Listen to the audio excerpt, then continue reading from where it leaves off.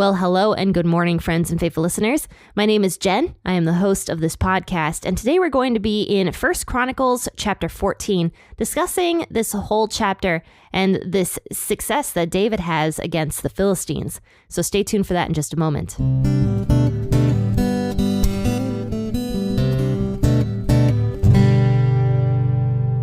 So if y'all haven't gotten a chance to check out my new discussions episode, you definitely should do that because it is finished, it is up on YouTube, and it is linked in the description of this episode. And also, if you go to YouTube and subscribe, that is an excellent way for you to support P40 Ministries and the Bible Explained podcast. But for now, before you do that, let's go ahead and read 1 Chronicles 14. And as usual, I will be reading from the World English Bible, or the WEB version, but feel free to grab the version of the Bible that you prefer this morning. This is a short chapter, 1 Chronicles 14, so we'll be reading the entire thing today. Hiram, king of Tyre, sent messengers to David with cedar trees, masons, and carpenters to build him a house. David perceived that Yahweh had established him king over Israel, for his kingdom was highly exalted for his people Israel's sake. David took more wives in Jerusalem, and David became the father of more sons and daughters.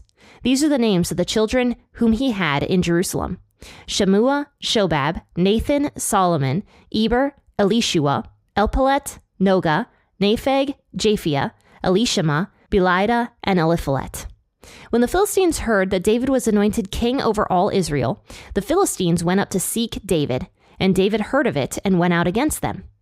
Now the Philistines had come and made a raid in the valley of Rephaim. David inquired of God, saying, "Shall I go up against the Philistines? Will you deliver them into my hand?" Yahweh said to him, "Go up, for I will deliver them into your hand." So they came up to Baal-perazim, and David defeated them there. David said, "God has broken my enemies by my hand, like waters breaking out." Therefore they called the name of that place Baal-perazim. They left their gods there, and David gave a command, and they were burned with fire. The Philistines made another raid in the valley. David inquired again of God, and God said to him, "You shall not go up after them. Turn away from them, and come on them opposite the mulberry trees. When you hear the sound of marching on the tops of the mulberry trees, then go out to battle, for God has gone out before you to strike the army of the Philistines." David did as God commanded him, and they attacked the army of the Philistines from Gibeon even to Gezer. The fame of David went out into all the lands, and Yahweh brought the fear of him on all nations. So in today's passage, David has finally been established as king. For a while, he was only the king of Judah. And then finally, Israel came around to David being their king. And now all of Israel, not just the tribe of Judah, have decided that David is, in fact, their king. And that has been talked about in the past couple chapters. And now it seems that the rest of the world is starting to realize that Israel has a new king. So it says in verse 1 here, Hiram, the king of Tyre, sent messengers to David with cedar trees, masons, and carpenters to build him a house. Now, the one thing about Hiram, king of Tyre, to keep in mind is that he actually became friends with David.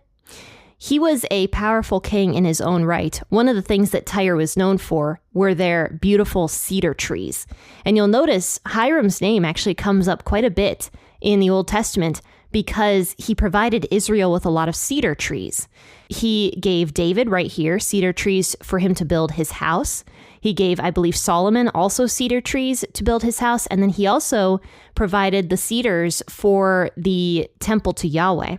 So Hiram was a good friend of David. And some people speculate that Hiram actually got converted to Yahwism through David. But that's not mentioned in scripture.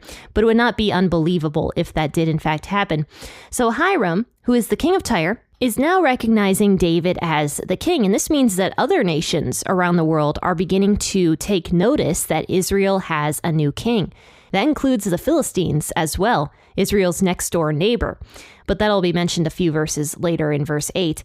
So continuing, it says in verse 2 that David perceived that Yahweh had established him king over Israel, for his kingdom was highly exalted for his people Israel's sake.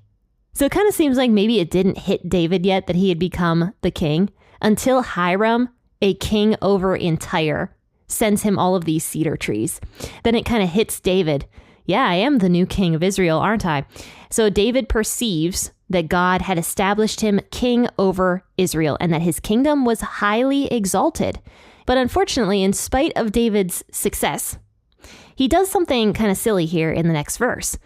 David took more wives in Jerusalem, and David became the father of more sons and daughters. Now, if you jump over to 2 Samuel chapter 5 and read verse 13, it actually also says that David took concubines as well. Here's what that says. David took more concubines and wives for himself out of Jerusalem after he had come from Hebron, and more sons and daughters were born to David. I mean, that's clear that David didn't just take wives, he also took concubines. And this was direct disobedience to the law regarding kings. Deuteronomy 17:17 says this about kings. He shall not multiply wives to himself, that his heart not turn away. He shall not greatly multiply to himself silver and gold. Now, a lot of people have debated this verse. What does it mean that a king cannot have multiple wives? Well, a multiple is more than one, like definitionally. That is what multiple means, is more than one. So a king was supposed to have one wife. And this is consistent throughout scripture that leaders must have one wife. Even in the New Testament, in, I believe it was 1 Timothy, which I didn't look this verse up, so I'm sorry.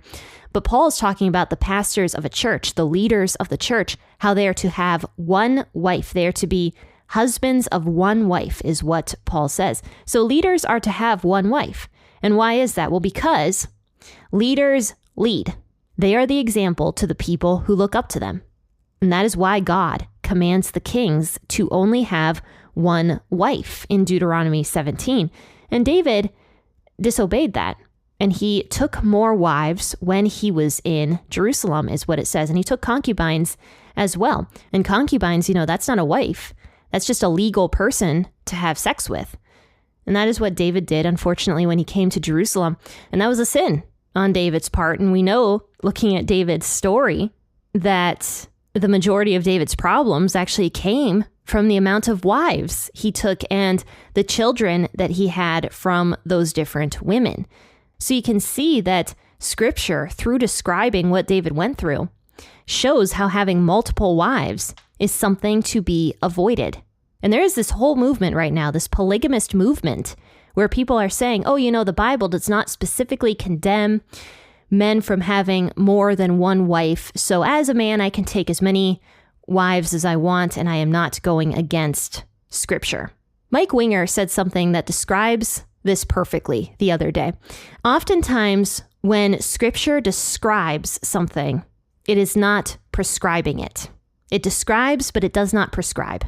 Just because scripture talks about these different men, like David and Solomon and Gideon and whoever else that had multiple women, does not mean that that is the prescription, that that is what's in God's will. Because you can see, looking at David's life, that having more than one wife is not something you should do. It causes nothing but trouble. And there's not a story, a single story in the Bible where you'll see a man having multiple wives that doesn't end in some type of drama or disaster. And that is, in fact, what happened to David as well. But notice when David took these wives. It wasn't until after his kingdom was highly exalted and he was in Jerusalem. So he was firmly established as the king. A lot of times we have a harder time dealing with success than we do dealing with trials. And unfortunately, David, I believe, was that type of man. When you see David make his two big sins that he has, it is during times of success. So David had a harder time dealing with success than he did dealing with trials. Yes, he sinned during his trials as well, but look at his Psalms, the ones that he writes during some of the hardest times of his life, where he's just seeking and pursuing after God. And, that's human nature. That is exactly what I'm like. During times of success, I forget about God. I just do whatever I want to do, and I'm just like, I haven't read my Bible in like a month. And I get like that. But then, when something bad happens, I'm in the Word every single day.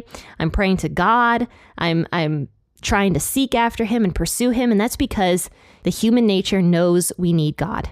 We forget we need God when times are good, but we know we need him when times are bad.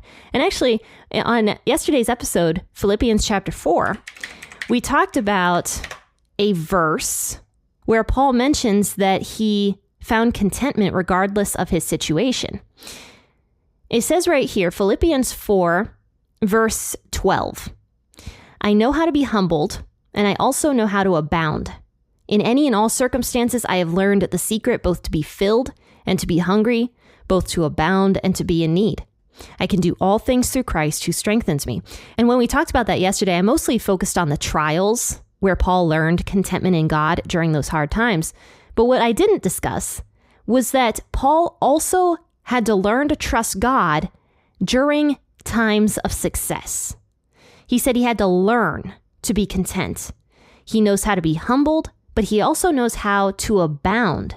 He learned the secret to be filled and to be hungry, to abound and to be in need. I can do all things through Christ who strengthens me. In a weird way, going through success is also in and of itself a trial. And what do I mean by that? Well, Proverbs 27:21 says this, the crucible is for silver and the furnace for gold, but a man is refined by his praise. So these metals that go through the flame, they're being refined. Silver goes into a crucible and it's heated up to a crazy temperature, and then all the crud is scraped off the top until it's like really pure silver. Same thing goes for gold. It has to go into the furnace to be refined and to be pure and usable. And just like those two metals, a man is refined by the praise he receives. In other words, we are tested by the praise we receive, because that is when we are most tempted to fall away from God. So we have to be very careful when we're finding times of success, when people are praising us all the time, because that is when we're most likely to fall. And that was also David's problems as well. I believe he struggled during times of success. Now, going back to our passage today, verse 8, here's what it says. When the Philistines heard that David was anointed king over all Israel, the Philistines went up to seek David, and David heard of it and went out against them. Now, the Philistines had come and made a raid in the valley of Rephaim. David inquired of God, saying, shall I go up against the Philistines? Will you deliver them into my hand? So now that the Philistines have heard that David is the king, they're pretty angry, because David actually lived with them for a while. They never trusted David, but the king of the Philistines absolutely loved David and really trusted him. But now that David is the king of Israel, they have a death wish out for David, because they're like, you traitor, you were only ever in Philistia to, try to betray us. Now you're the king of Israel. You've always been a traitor. They have a death wish out for David. So now they go up to seek David to kill him. David hears of it and goes out against them. And while the Philistines were in the valley of Rephaim, which is what we talked about a couple weeks ago, where David had his men go get the water from Bethlehem and then he poured it on the ground. This is most likely during this battle. David seeks God because he is in deep trouble. So once again, David was really on fire for God during times of trial, but not as much during times of plenty. So David calls out to God and he says, shall I go up against the Philistines? Will you deliver them into my hand? And Yahweh answers him, go up, for I will deliver them into your hand. And I don't know if God answered David directly or if David was asking through priests, which was a very common thing to do back in these days. The priests would ask God the questions for the people, and then God would answer the priests or the prophets at that time and have them give the message to the king. So that could have been what happened here as well. But God gives the go-ahead. He's like, yes, David, go up against the Philistines. I will protect you, and I will deliver them into your hand. And so that is what David did. It says they came up to Baal Perazim, and David defeated them there. David said, God has broken my enemies by my hand, like waters breaking out. Therefore, they called the name of that place Baal Perazim, which that name Baal Perazim means the Lord who breaks out. The Philistines left their gods there, is what it says in verse 12, and David gave a command and they were burned with fire. Now, if you read the same account in 2 Samuel chapter 5, it says that David took the gods away.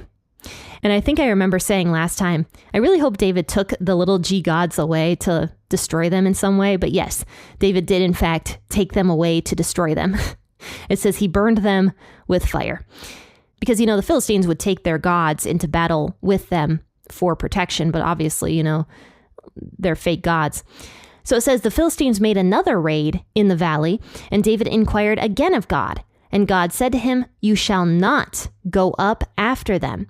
Turn away from them and come on them opposite the mulberry trees." So that's something really important here. David could have assumed, because of the first success in war, that God was automatically on his side. And David might have just gone into battle and not had a success because he didn't inquire of Yahweh. Even when God is on our side, he sometimes does not work the same way twice. And so it was very wise of David to inquire of Yahweh again, even though we know God was on David's side. And David could have just assumed, gone into battle with the Philistines here and not had as much of a success because he didn't listen to Yahweh. He didn't inquire of God. So God said, don't actually go up the same way that you did last time. Instead, go over by the mulberry trees and wait. When you hear the sound of marching up in the tops of the mulberry trees, then go out to battle, for God has gone out before you to strike the army of the Philistines. So some people think that the marching sound that was heard at the top of these trees was like angels treading the top of the trees. But I don't really know. It could be that God sent his angels to fight this battle for David, because it does say here that God has gone out before you to strike the army of the Philistines. So whatever noise David was hearing at the top of these trees was God definitely doing something very miraculous, being in battle for David. And it's kind of a cool little miracle that a lot of people don't know about because it's barely talked about in scripture. So David did as God commanded him, and they attacked the army of the Philistines from Gibeon even to Gazer. The fame of David went out into all the lands, and Yahweh brought the fear of him on all the nations. Basically, David had peace through strength. The other nations were scared of him, so they were not going to mess with Israel, and that was God doing all of this. God was the one fighting David's battles for him. And this is because David, though he was a sinner, same as you and me, he had a heart after God. He truly believed in God and had faith in God and even sought after God for most of his life. And so God gave him great success as the new king of Israel. So some exciting news about the podcast is that tomorrow we're going to be in the book of Colossians. Okay, we finished Philippians yesterday. And I hope if you guys didn't get a chance to listen to that episode that you go and do that now, because it was a really, really good episode. We talked about Philippians 4:13 and how it's the most out of context verse in the Bible, basically. Like people always take that verse out of context. So we talked about all of that and many more things on the podcast yesterday. So please take a look at it if you have not yet before we move into the book of Colossians tomorrow. So hopefully I do see you guys tomorrow, 6 a.m. or whenever you choose to wake up and listen to the start of the book of Colossians. Until tomorrow, happy listening and God bless.